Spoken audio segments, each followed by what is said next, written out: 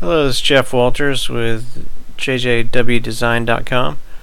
Here today with the JJWDesign Google Maps Package for SugarCRM, going over some of the details of the configuration section.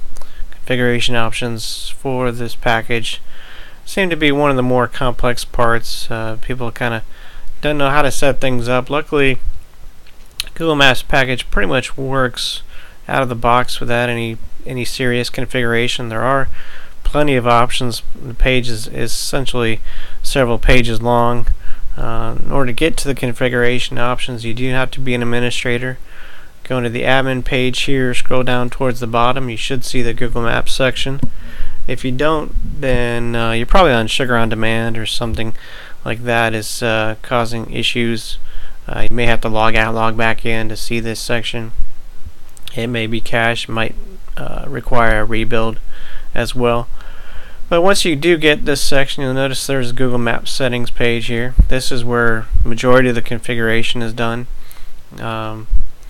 We have, starting off, of course, don't forget to donate to the project. If you enjoy using this project and want to keep it alive, please help by donating either time, money, language configuration or language translations, things like that. There's always a need for something. I'll go over some of the details here. It starts off with the valid geocoding modules. These are the module names that are typically used for valid geocoding. These are modules that have custom fields typically already added to them.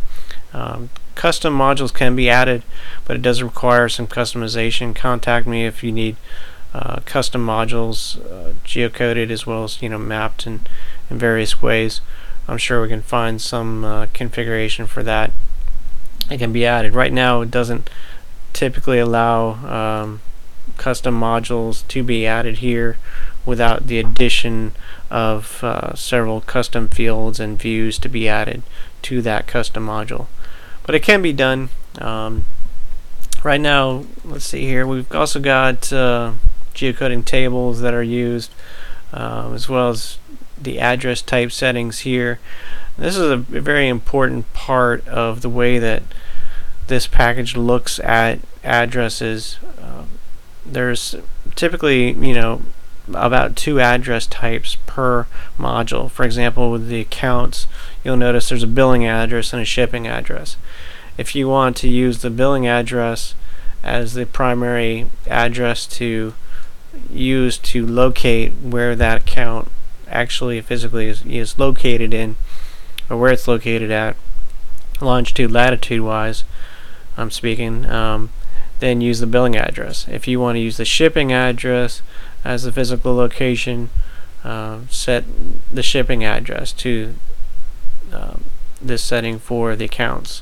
Same thing goes with the contacts. If you have a primary and alternative address, I've set up defaults. Some people like to use a shipping address, others prefer it to just be the billing address because the shipping address isn't always filled in by users. These are the defaults that are set up just in case you forget what the default was. There'll always be a default next to each one of these settings to help you return things back to normal. Each one of these modules, of course, has the various address types that can be set. So for example, in projects, even a project actually gets its address from the related account typically, or opportunity. That's logic that's built in to the maps module. For meetings, it typically looks at the flex relate field to see where that related object's location is. It's typically related to that account or to that contact that the meeting's related to. Prospects, targets, same thing, primary or alternative address. It's nothing new. Then we get into the what I like to call the some of the fun parts of the package. Here we have marker grouping field settings, and what this means is there basically in each map there's typically a legend that's used, and that legend breaks up the markers in various groupings. each account or each each module type can have a default grouping that's set up. For example, with the accounts, the default grouping is industry. For contacts, it's assigned user. For leads, it's actually status. I already changed this once to show a difference. So when mapping leads, the legend will be the groups by status, and this is the field name used. You can get these field names from Studio, and it does now support drop-down menus types, so that if it's a drop-down menu, it will actually pull in the language variant. You can set basically these to any field that is included in the basic modules fields. It is somewhat limited right now. Work on possibly making that customizable by the user per entry into the maps. Currently, that's only configurable through the administrative section. And we get into some of the geocoding settings, and these get a little bit confusing, but there are limits that are placed in place to prevent issues like the query over limits and things like that. You've got the Geocoding API URL. This is the API over to Google Maps or Google Geocoding API. This can be changed to a business account URL, or it can even be changed to be a proxy server. So if you're using SugarOnDemand and you need to bounce it off of a particular proxy location, you can write a script to bounce the request. I've got a script that I use with some of the SugarOnDemand clients that have problems with geocoding requests timing out, being over query limits all the time because of the shared IP addresses. And you can set up various customizations to bounce, or basically create a proxy script that bounces the request off of a external website, www.whatever.com, over to the geocoding API, and then back to avoid some of those issues. The geocoding limit, typically this is some of the limits that are placed on the querying, as well as the number of geocodings that can be done per process. Geocoding is usually done through a scheduled task. There's a cron URL that's used, and you don't want that to overdo itself. You don't want to geocode things too fast. There's also an export limit on addresses in need of geocoding.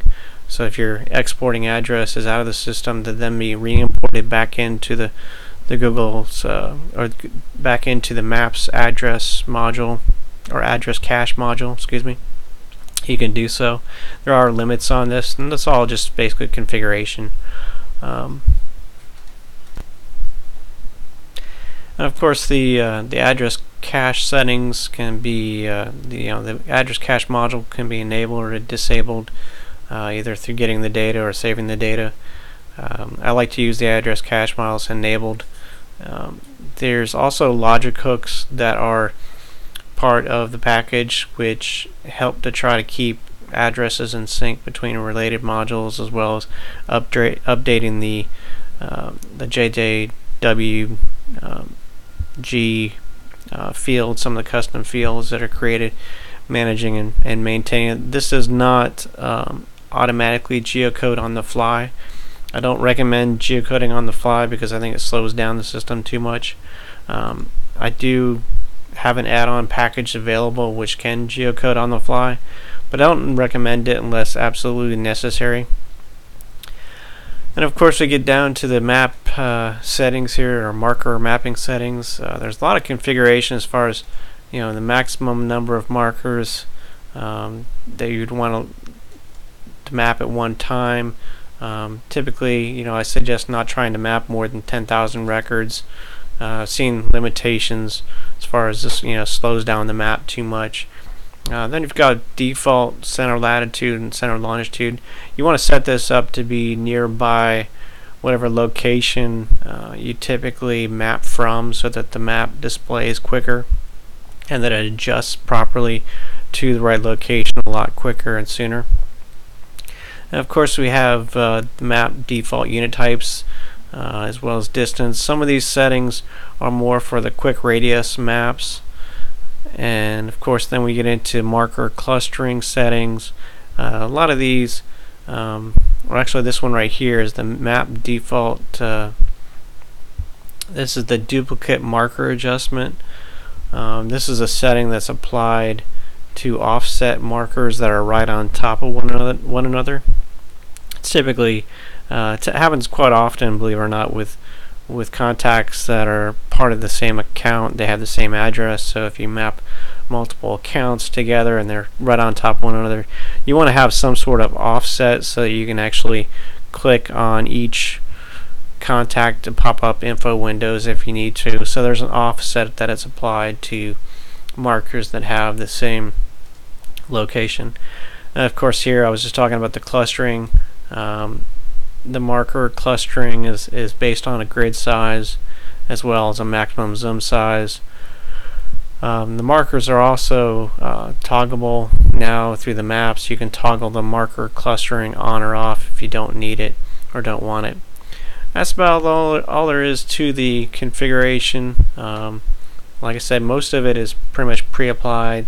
There's also a way to quickly test things. If you're having problems, run a geocode test. Type in an address, such as Orlando, Florida, USA. Hit process it, and this will test your geocoding connection to the Google Geocoding API. If you get a result such as this here, where it will show location, longitude, latitude, this is an approximate location type, then you've got a good connection out to the Google Geocoding API. So I hope that helps with some of the configuration options. Feel free to check out my blog on JJWDesign.com. Got lots of different videos and articles on there, as well as support packages. If you have problems configuring things, setting up things, feel free to contact me. I also have several add-ons available for things like geocoding on the fly or auto assigning based on areas and things like that. A lot of the things we're working on. If you have any wild ideas or not wild ideas that haven't been included in this package, let me know, and have fun mapping.